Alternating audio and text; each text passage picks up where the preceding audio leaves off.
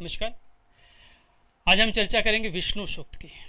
विष्णु सूक्त अर्थात विष्णु देवता से संबंध जो भी सूक्त वैदिक साहित्य में रचित है उसकी परिकल्पना की आज हम चर्चा करेंगे। संबंध इसका कौन से वेद के साथ रहा है हम चर्चा करेंगे। विष्णु का अर्थ क्या होता है इसकी हम बात करेंगे। कितने सूक्तों में विष्णु देवता की स्तुति की गई है इसकी हम चर्चा करेंगे। स्वतंत्र रूप से की गई है या किसी अन्य देवता के साथ मिलकर के विष्णु देवता की स्तुति की गई इसकी हम चर्चा करेंगे। कई बार ऐसा होता है कि अधिक सूक्तों में स्तुति की गई है तो हम उसको बहुत अधिक प्रभावी देवता मान लेते हैं, और कम सूक्तों में स्तुति की गई है तो हम उसको कम प्रभावी देवता मानते हैं। वैदिक साहित्य में ऐसा नहीं है।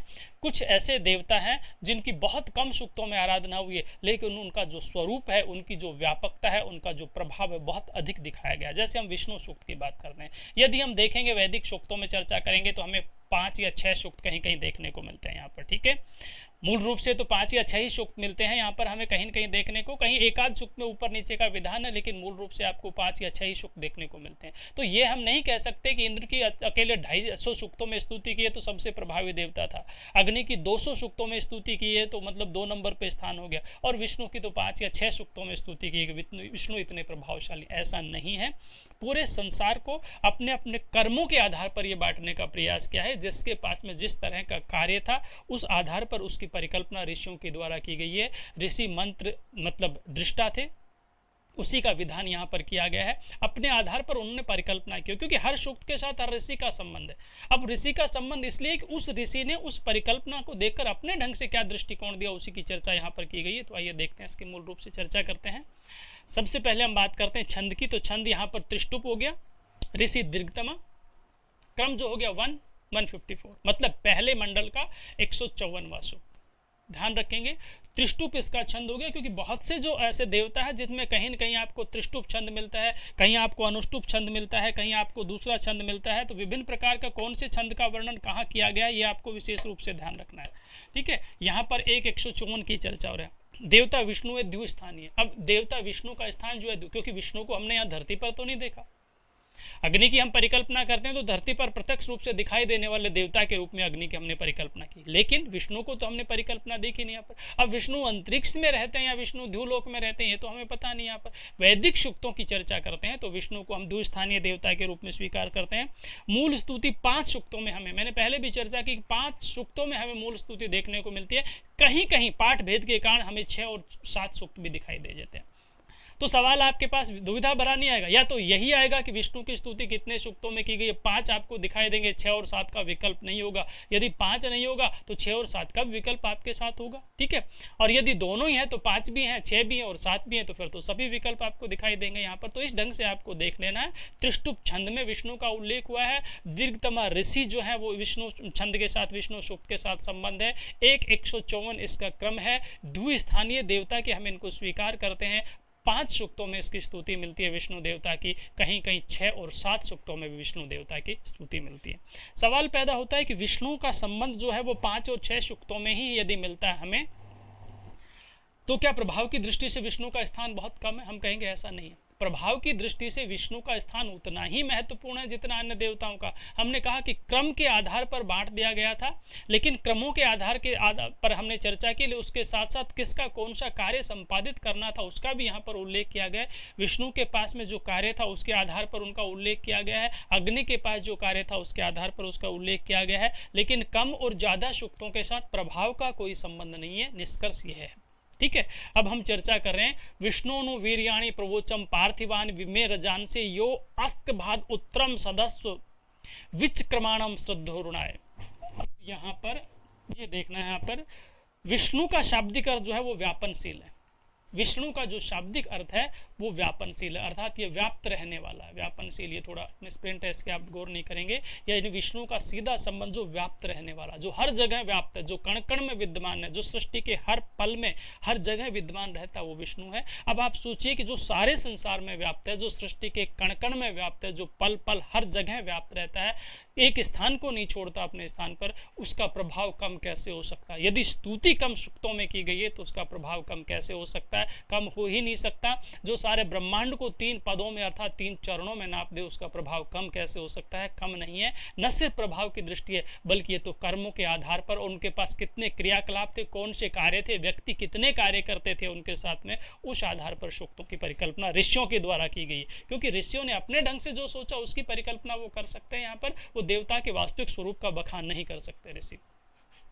प्रवचन कहता है स्तंभित किया, साथ रहने का स्थान विष्क्रमाण लांघन। यहाँ पर केवल और केवल इसका वर्णन किया गया, विष्णु वीर्याणि प्रयोचन पार्थिवान विमेरजांसी, यानी विष्णु जो है वो वीर्य के साथ कहीं न कहीं इसका संबंध है, शक्ति के साथ कहीं न कहीं इसका संबंध है, ताकत के साथ कहीं न कहीं इसका संबंध है। हर जगह व्याप्त रहने वाला विष्णु को यहाँ पर बताया। संसार में मतलब कहीं न कहीं पूरे संसार में व्याप्त रहने वाला बताया। सारे संसार को कहीं न कहीं अपने अंडर में अर्थात अपने कब्जे में करने वाला विष्णु को बताया गया। ये विशेष रूप से ध्यान रखेंगे। जो भी कोई इसमें पर्यायवाची शब्द आएगा उसकी मैं चर्चा कर रहा हूं, तो जो विशेष पर्यायवाची है उसको आप देख लेंगे। जैसे ये वीर्याणी आया है, ये विष्णु के लिए आपके विशेष रूप से आपको ध्यान रखना है। इसके बाद और जो है यश तृपणा मधुना पदब अक्षीपाण स्वधा मदंती त्रिधातु पृथ्वी मुद्धाम एको दाधार भुवनावास। त्रिप्रणा देखिए, मतलब परिकल्पना हम करते हैं कि मतलब मधु से भरे हुए जो कुंड हैं उसमें जो है विष्णु कहीं न कहीं अपने चरणों को रखते हैं। यहाँ पर ऐसी परिकल्पना वैदिक साहित्य में देखने को मिलती है।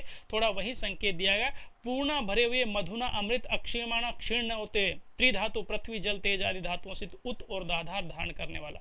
यश त्रिपणा मधुना पदाभ्य अक्षीमाणा सुधंते मदंती, अर्थात विष्णु के जो चरण हैं वो हमेशा मतलब शहद से भरे हुए जो भी पात्र है उनमें रहते हैं। जहां विष्णु व्याप्त रहते हैं वहां किसी भी प्रकार की परिकल्पना में से सारी चीजें दूर है, और वहां से किसी भी प्रकार कभी चीजों की अन्न आदि की कभी कमी नहीं होती। अर्थात न सिर्फ वो व्यापनशील है, न सिर्फ वो शहद की उत्पत्ति करने वाले और शहद से भरे भंडारों में मतलब अपने कदमों को रखने वाले हैं, बल्कि किसी प्रकार से धन धान्य की भी कमी वहां पर नहीं होती। त्रिधातु मुद्धाम एको दाधार भुवनानि विश्व, सारे संसार में व्याप्त है।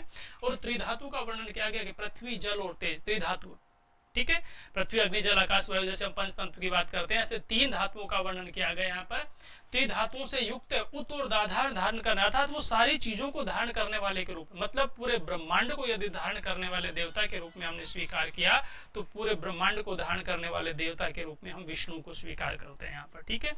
अब इसमें बहुत ज्यादा विशेषण के रूप में कोई शब्द नहीं आया, बहुत अच्छा विशेषण के रूप में शब्द आएगा, उसकी हम परिकल्पना करेंगे। प्रय विष्णु समसेतु मनमम,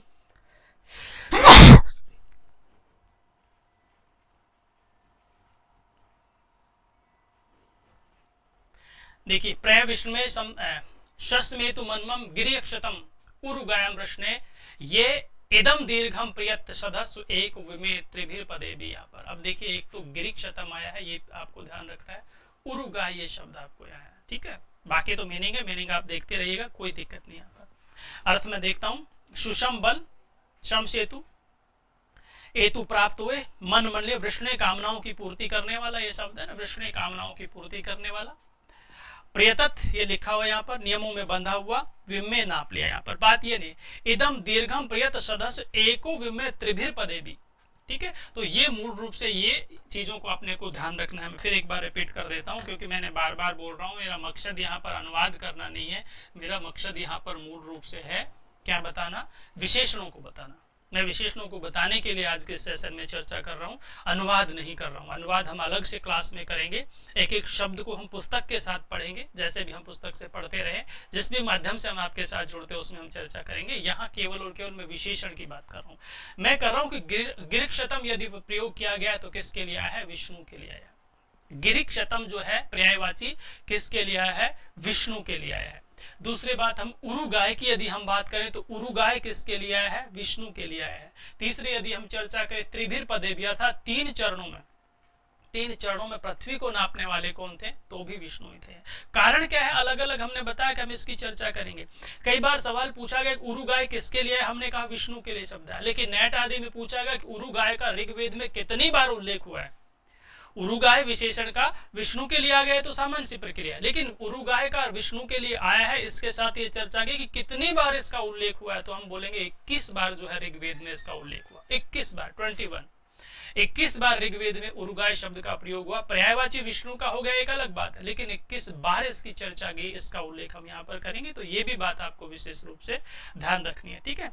तदस्य प्रियम भी पार्थवश्च नरो यत्र देवा मदंती उरु क्रमस्य बंधुरित्था विष्णु पदे पर में मद मुस्त। यहाँ पर पार्थ श्लोक को अभियश्याम प्राप्त करो देव भक्त मदानी आनंदित उरुक्रम, ये सब सामान्य सी प्रक्रिया पर केवल और केवल इतने किया गया कि यहाँ जहां पर विष्णु का निवास है वहां लोग हमेशा आनंद से परिपूर्ण रहते हैं, वह धन धन की किसी चीज की कोई कमी नहीं है, मद से परिपूर्ण रहते हैं, नशा है उनमें अपने आप में, यहाँ पर केवल एक उमंग है, केवल एक जोश है, केवल एक ओज है, यहाँ पर उसका उल्लेख किया गया। केवल और केवल इस स्लाइड में आपको 3 चीजों के बारे में बता रहा हूँ। आपको ग्रीक शब्द किसका है ये ध्यान रखना है, क्यों पर्वतों के साथ इसका संबंध जोड़ा गया है विष्णु का, आपको विशेष रूप से ध्यान रखना है।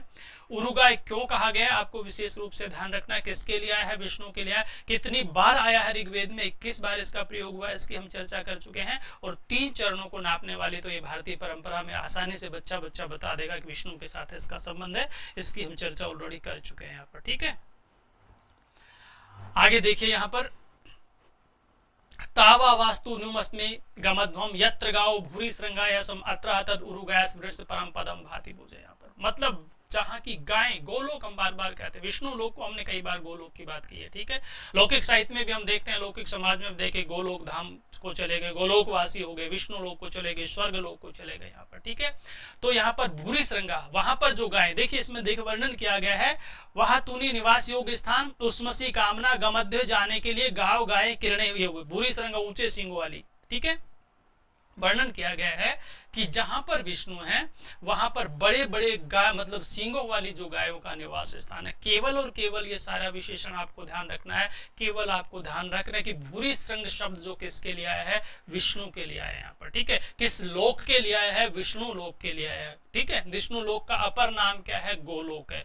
गोलोक में जो गायें होती है वो कैसी होती है, बड़े बड़े सींगों वाली होती है यहाँ पर, ठीक है। और नीचे लिखा है ये स्थावर जंगम रूप में सर्वत्र व्याप्त है, मतलब ये जड़ में रूप में भी व्याप्त है और ये चेतन रूप में व्याप्त है। कंप्लीट निष्कर्ष के रूप में हम केवल चर्चा ये कर रहे हैं, केवल और केवल निष्कर्ष के रूप में यदि हम चर्चा करें तो 5 और 6 सूक्तों में, यानी 5 सूक्तों में मूल रूप से स्तुति मिलती है, कहीं कहीं 6 और 7 सूक्त में भी स्तुति मिलती है। आपको क्रम 154 देखना है, इस पे विशेष रूप से आपको ध्यान रखना है। ऋषि की परिकल्पना आपको करनी है, छंद की चर्चा आपको करनी है, ठीक है। और इसमें कौन कौन से 2-3 जो बहुत महत्वपूर्ण पर्यायवाची शब्द है विष्णु के लिए उनका उल्लेख करना है, ठीक है। 3 चरण जो है वो शहद में भरे रहते हैं, ये बात आपको ध्यान रखना है। भूरि श्रृंग का उल्लेख विष्णु के साथ हुआ है, विष्णु लोक के साथ हुआ है, इसका आपको ध्यान रखना है। गोलोक के साथ हुआ है, इसको आपको ध्यान रखना है। उरुगाय शब्द का प्रयोग क्यों हुआ है, किसके लिए हुआ, ये आपको ध्यान रखना है। और 2-3 विशेषण जो है ये आपको ध्यान रखना है। तो केवल इसमें बहुत ज्यादा उल्लेख नहीं है, मैंने कहा जहां सामान्य परिचय दिया जाता है वहां आपको सामान्य जानकारी ही ध्यान रखनी है। सामान्य परिचय में केवल सामान्य जानकारी, लेकिन जो विशिष्ट परिचय जहां पर लगा है या कंप्लीट परिचय लगा है वहां पर आप कंप्लीट परिचय की जो है चर्चा करेंगे, ठीक है। तो विष्णु वाले जो सूक्त है इसमें तो फिलहाल इसमें इतने ही है, ठीक है।